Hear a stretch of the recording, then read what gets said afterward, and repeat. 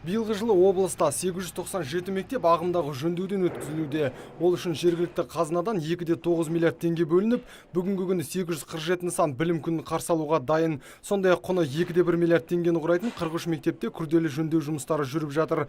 Аталған білім ұяларындағы құрылыс 25 тамызда аяқталады. Ал апатты жағдайдағы 12 мектептің мәселесі 2018-2020 жылдар аралығында шешіледі. Апатты мектептің мәселесі шешіледі. Апатты мектептің.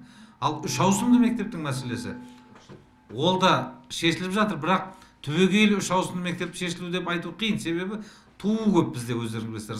Жылына 80 мыңға жуық бала оңтүстік Қазақстан облысында дүниеге келеді.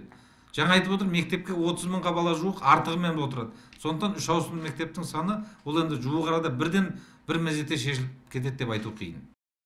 Оқу жылы бастала салысымен мектептерде кітап тапшылығы сезіледі. Жыл сайын қайталанатын бұл проблеманы шешуді әкімдіктегілер биыл мықтап қолға алыпты. Сөйтіп жаңартылған білім беру мазмұнына көшкен 2-ші, 5-ші, 7-ші сыныптарға жалпы саны 3,5 миллион оқулық сатып алынған.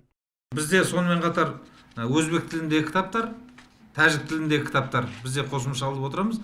Бұл жерде де қазір жұмыстар жүргізіліп жатыр, тиісті аударма жұмыстары жүргізіліп жатыр. Сондықтан да ол мәселеде қазіргі уақытта шешім табады деп отыр. Баспасөз мәслихаты кезінде ұлттық бірыңғай тестілеуден жоғары балл жинап грантсыз қалған түлектер туралы сөз қозғалды. Білім басқармасының өкілдері қазір бұл жағдайды реттеу үшін барын салып жатқанын айтуда.